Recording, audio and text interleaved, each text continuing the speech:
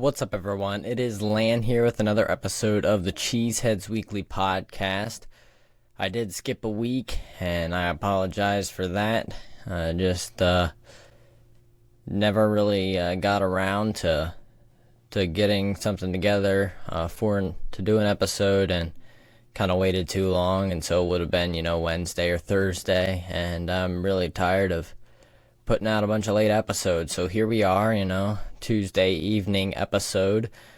So most of you will probably be listening to this Wednesday or after, but it's good to be with you all again. And today we're gonna obviously talk a little bit more NFL in general, and bring it back around with a little bit of Packers content as well. So before we get into it, there are some ways you can connect with the show, and you can start with the Q&As and the polls. If you're listening on Spotify, we have those in each episode, and you can participate in that, and that is a lot of fun.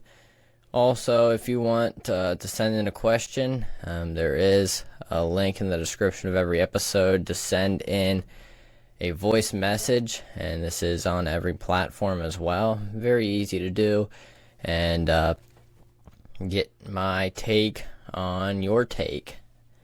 The show does come out every Tuesday or Wednesday. It is available about everywhere you get your podcasts, with the exception of Amazon Music. It is available in video form on YouTube, so be sure to check us out there. Hit that subscribe button. And if you want to, you can hit the bell on Spotify and YouTube to get notifications when a new episode comes out, because it doesn't always end up being on Tuesday. You can also tell your friends about the show. Hit that follow button wherever you listen to the podcast, whatever platform you listen to, and tell your friends about the show so they can do the same. If you want to help out the show even more, you can rate the show. That's a great way to get the word out, and just ranks us a little higher on some of those lists. So many other podcasts out there. There's you gotta kind of separate yourself from the crowd if you want to continue to grow.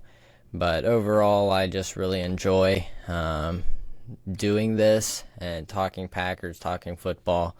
And so it doesn't matter a whole ton to me whether I'm, making a living off podcasting or something like that. That's not the goal. And this is mainly just a hobby, and I really enjoy doing it. So thanks for listening, and I appreciate all the support that you guys give. If you want to, you can check out our website at greatcove.net/cheeseheadz. You can also follow us on social media at cheeseheads_weekly, or except for on X, it is at cheeseheads_w.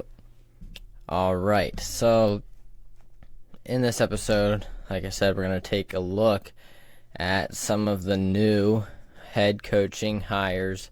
Well, all of them, 8 total. And go over them, go over all of the new head coaches in the league, and I will also rank them. And so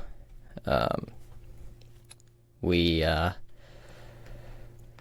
can get a little bit of a look at my thoughts on, I guess, what these different coaches will do. And then also I will hopefully just be able to go through the division and look at any coaching changes they may have made, especially at offensive coordinator, potentially defensive coordinator as well.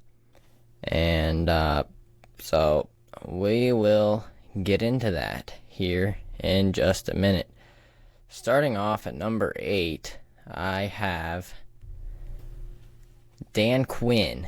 He's becoming the head coach of the Washington Commanders, formerly head coach of the Atlanta Falcons before he was fired there.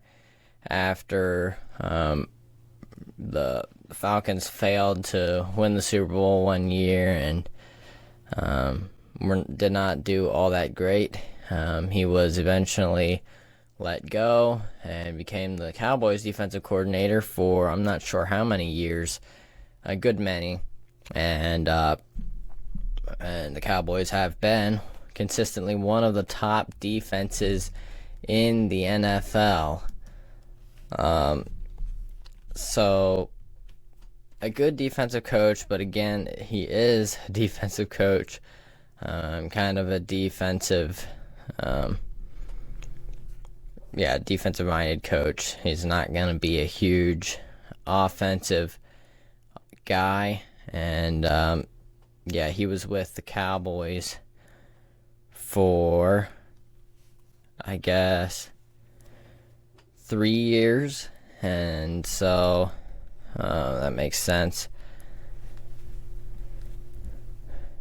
3 years with the Cowboys as their defensive coordinator, and was pretty much immediately a head coach candidate again with just his great work on the defense there for the Cowboys.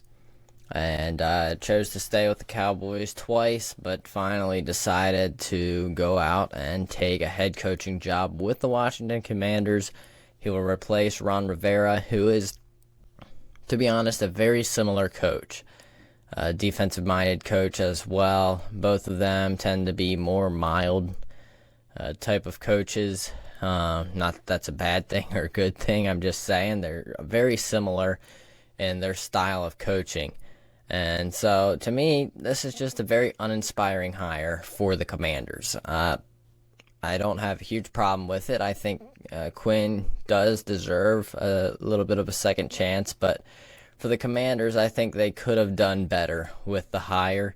Personally, I would have preferred a Mike Vrabel or, I don't know, maybe a Pete Carroll, although if you're not going to be contending very soon, guys like Bill Belichick and Pete Carroll might not be what you're looking for. You might not be looking for that older coach, but certainly Mike Vrabel I would have considered to be a better option. To be fair, probably a better option than many of these new hires. So just very uninspired by the hire, and I don't think it's a great fit for the team.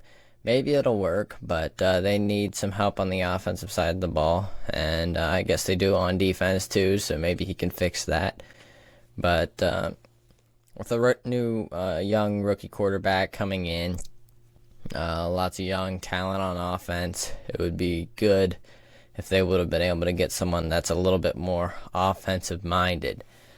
So, now, to be fair, I don't even know for sure what kind of a coach Mike Vrabel is. I'm gonna look at, he was a former linebacker whenever he played, so it certainly is possible that he is more of a defensive coach. And he was the Texans defensive coordinator,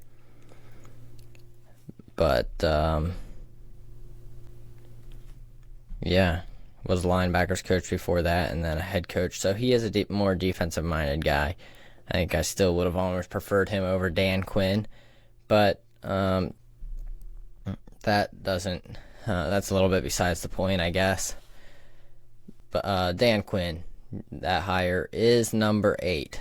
Number 7, Gerard Mayo was promoted to head coach, formerly with the Patriots. So it was, like I said, an internal hire, internal promotion. I believe he was their defensive coordinator when he was hired to be head coach. He was kind of on that circuit, in consideration for teams that were looking for a new head coach. And the Patriots decided to part ways with Bill Belichick, and so they went with Gerard Mayo.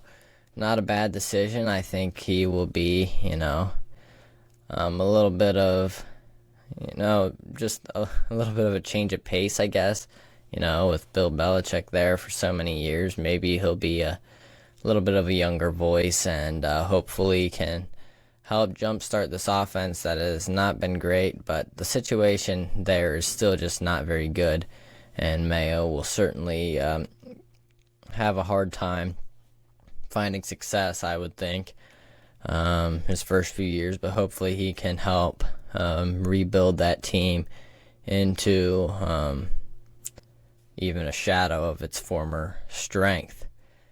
Number 6, I have Brian Callahan, formerly the offensive coordinator for the Cincinnati Bengals. He is more of an offensive-minded coach, which tend to be better overall, and I like those type of hires. But he was hired by the Tennessee Titans, who fired Mike Vrabel to hire him. Vrabel had not been all that bad in his seasons with the Titans. They were the number 1 seed a couple years ago in the AFC, and that was with Ryan Tannehill, a quarterback that was kind of left for dead, and kind of revived his career a little bit in Tennessee. And now with Will Levis and a little bit of a rebuilding there in Tennessee. I mean, not a ton of great talent there, and he still helped them be a little bit more of a middling team, I guess. And he was rewarded by being fired. I don't think he did really bad work there, and so there were rumors that he would go become the head coach of the Patriots, where he was a linebacker in his playing days. He did not, and he remains unsigned, so I'm not sure if he will just have to take a break. I'm guessing that's what will happen. Everyone seems pretty set, and they went with Brian Callahan, who has never called plays or at least, I don't know if he ever has before the Bengals, but he did not when he was with the Bengals. Head coach Zach Taylor called the plays. It was reported that Taylor was considering handing over the play calling duties to Brian Callahan, but when he was hired by Tennessee, Taylor decided to keep calling the plays himself here for ahead of this upcoming season. So Brian Callahan, not a whole lot against him. I just think the Titans really did not make the right move. I think they should have kept Vrabel for at least a couple more seasons, but they chose to opt for change and go offensive minded. So it definitely could work. The offense could use some help. Maybe Callahan can help develop Will Levis into a franchise quarterback. I'm a little doubtful of that. Not a huge Will Levis fan, but it certainly is possible. So we'll see what happens there with the Titans. But overall, not a really huge fan of the hire. Number 5 is Antonio Pierce, and this is quite a bit higher in the rankings than perhaps some would have him. A lot of people would probably have him last, and that's very fair. I just think that the Raiders finally maybe made the right decision, at least went with, who the players want. In years past, they have fired John Gruden. After that, disastrous stint, and Rich Bisaccia, who is now with the Packers, as their special teams coordinator, among other duties. He's been very much involved with the Packers on that coaching staff, and really did well, really helped the Raiders win some games towards the end of the season, and I believe got them in the playoffs or very close to it after they were not performing very well early on. The players loved him, and the Raiders eventually went a different direction, went with Josh McDaniels. That did not work at all, and So now they had to fire him mid-season. Pierce was the interim head coach. Players fell in love with him as well, and they decided to keep Pierce around. Now, he doesn't have near the head coaching pedigree of some of these guys below him. So I am somewhat doubtful that he can continue doing it, but they did go 5-4 with him at the helm, and players like Max Crosby really support him and are behind him, and that is very helpful when you're a new head coach for the players to be behind you, and they were never behind Josh McDaniels. So I think he already has, a head start there. So Antonio Pierce is number 5. Certainly boom bust type of hire for the Raiders, but I mean, why not try? Nothing else has been working out for them. So I kind of just like that they are giving him a shot. Number 4 is Raheem Morris, former Rams defensive coordinator, was actually the former interim head coach for the Falcons before that, before he went to the Rams, and now he's back with the Falcons as their new head coach. They fired Arthur Smith. Pretty good move. I've not been a huge fan of Arthur Smith. I think he's probably okay as an offensive coordinator, just not all that great as a head coach. That type of guy. And so they go with Morris, who is a defensive-minded coach, but really has produced some good defenses that have been able to, have been good at stopping the Kyle Shanahan type of defense. And got that stat from the wrong coach there. Really, he's really had some great defenses, and I'm sure he has faced Shanahan plenty of times, so he knows hopefully how to stop that style of offense, which is kind of the new offense there.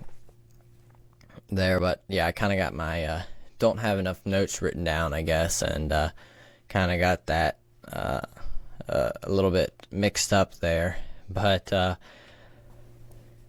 yeah, I like the hire.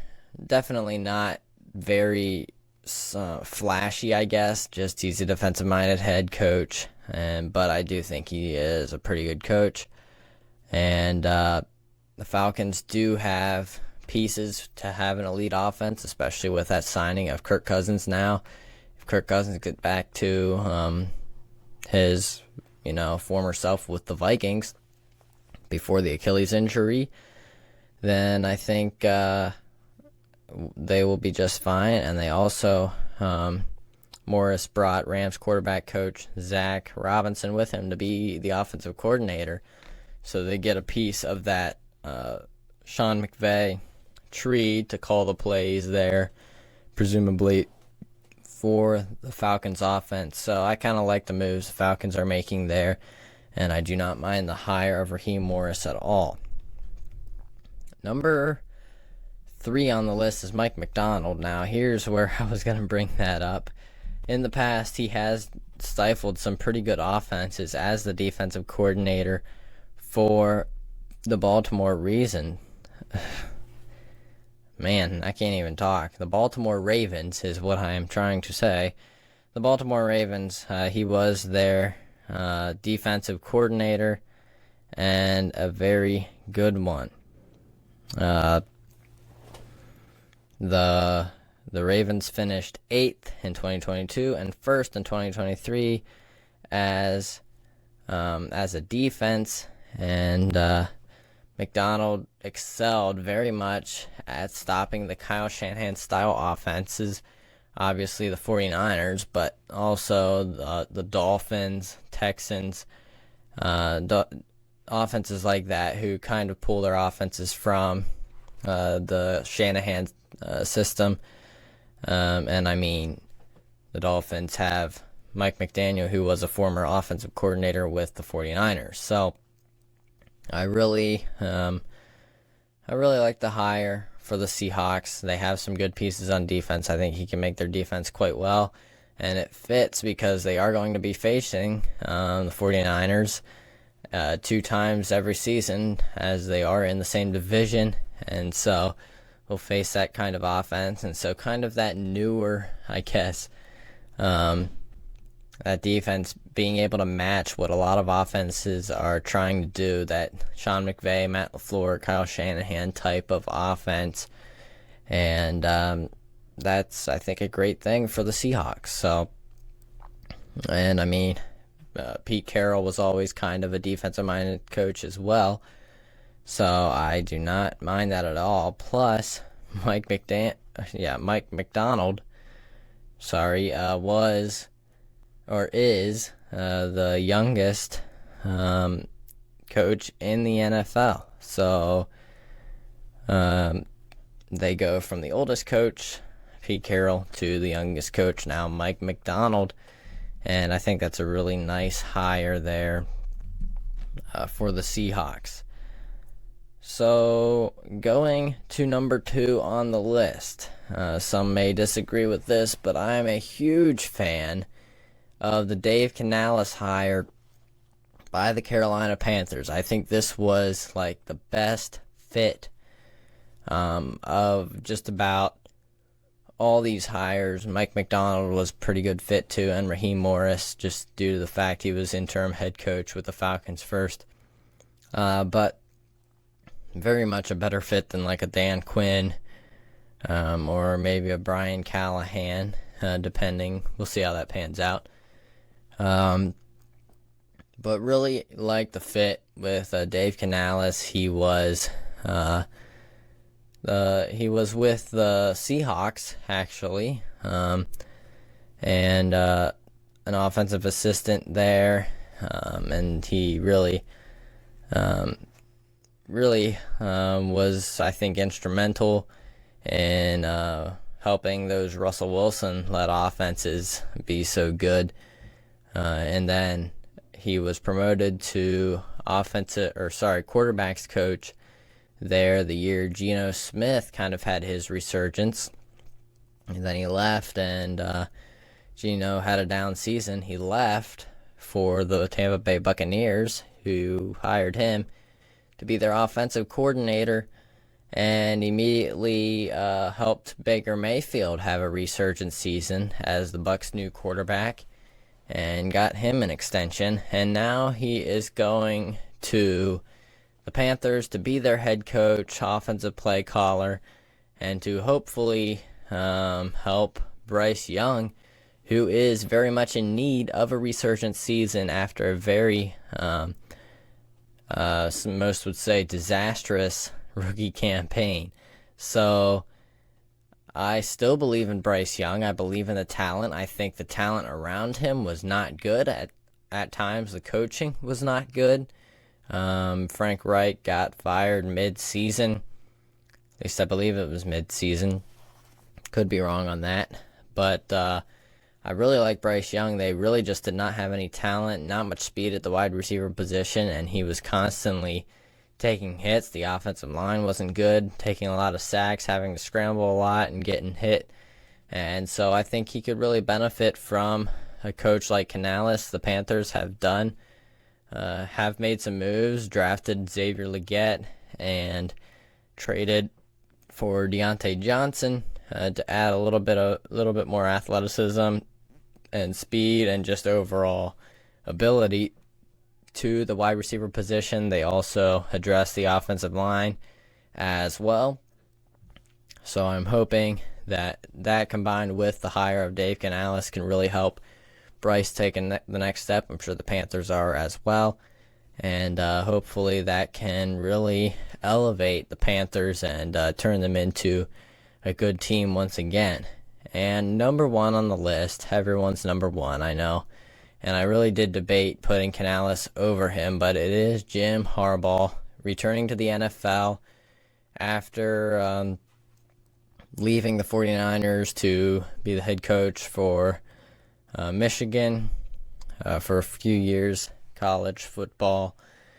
And now he's back in the NFL with the Chargers, who are coming off an absolute train wreck with Brandon Staley. The defense has been atrocious, Justin Herbert's talent has been wasted, and as a whole, I don't think this is a horrible team. Something just went horribly wrong last season, towards the end especially, and I really hope that Jim Harbaugh, I don't know where I'm coming up with all these random names. Jim Harbaugh is the name. Just remember that in case I say something weird again. And yeah, I think Harbaugh is definitely the guy. Really, it's just a great fit, you know. He was the guy rumored to go to the Chargers, you know, the whole time, and that's where he went, you know. And so, since the media definitely knows everything, we all think it's a great hire because we all thought that it was going to be a great fit. But no, they also hired Greg Roman as the offensive coordinator, who, when he was with the Ravens, really liked to run the ball a lot. Harbaugh also likes to run the ball a lot, and they signed plenty of running backs to hopefully help them run the ball. They do not have Austin Eckler anymore. So we'll see how that works. But Gus Edwards and J.K. Dobbins, who formerly actually played with Greg Roman in that Baltimore Ravens offense. So Dobbins is a good back when healthy. I'm not sure he will be anymore. Coming off an Achilles injury, has at least one ACL tear in there as well. Really has just not been on the field. It's been really unfortunate for him. But Gus Edwards, an older running back, but pretty good season last year with the Ravens, and also drafted a running back as well. So certainly could be better, I guess, the situation, the talent, but hopefully Harbaugh can help that. And Keenan Allen, Mike Williams left in free agency, so hopefully with the new pieces, rookie wide receiver and second-year wide receiver, hopefully they can kind of step into those roles a little bit, and Herbert can have some targets in the passing game, and hopefully can actually be able to win some games. Alright, that will about do it for this episode. I guess I never did get into the little bit of Packers news I had. Real quickly, the Minnesota Vikings did not make any moves, any significant coaching moves to the offensive or defensive coordinator or head coach. The Lions did not make any moves, head coach or offensive coordinator wise. Ben Johnson, who was a highly coveted option, decided to stay with the Lions for another year to try to push them over the hump. So he'll be back, and I'd say they're pretty set there with him. I'm not sure. I don't think they did anything defensively. I'd have to look that up. Bears did hire a new offensive coordinator and defensive coordinator, I believe. Eric Washington, the new defensive coordinator. Shane Waldron, former Seahawks offensive coordinator, is the new offensive coordinator for head coach Matt Eberflus. And I believe, I'm not sure who Waldron's play. Oh yeah, Luke Getsy, I believe, is who Waldron is replacing, the former Packers assistant. And I will just quickly look up the Lions defensive coordinator, because that is the only position I'm not sure about, and that is Aaron Glenn. He's been with them for at least a couple seasons now. I really don't know how long. I just know he was their defensive coordinator last year. Keyshawn Nixon says, quote, talking about the Packers wide receivers, quote, I really think they complement each other. So Keyshawn Nixon likes the Packers receivers. I mentioned that the Packers released kicker Jack Podlesny. At least I think I did. If I didn't, there you go. The Packers released kicker Jack Podlesny and they claimed kicker James Turner off the waivers from the Lions. Also, pretty significant move. The Packers elected a successor for Mark Murphy as the Packers president and CEO. Mark Murphy, I believe, has one more season as the Packers president before Ed Policy takes over. Apparently this was a pretty clear hire for them. I don't know a ton about him. I don't normally follow presidents or I guess administration around the league for teams, but apparently this was the right option for the Packers, and he is 53 years old. He has been with the Packers for 12 seasons, and he's currently the chief operating officer and general counsel for the franchise. He'll continue in that role until Murphy retires in July of 2025. Mandatory retirement age for a Packers president is 70 years old. And in a press release, Murphy congratulated Policy on a, quote, well-deserved promotion, and said he has been, quote, a tremendous asset to the Packers. Murphy also said, quote, he is highly respected both in the building and within the NFL. I've enjoyed working with him and am confident he will be an excellent steward for the organization. End quote. So, seems to be, basically the obvious hire for the Packers is what this seems to be. So, it's definitely pretty big news upcoming, and not really a whole lot of other news going on. Obviously, the hype trains have been running rampant. PFF ranked the Packers receiving core 14th in the NFL, lowest in the division, amazingly. That seems a little bit wrong, but I can understand it.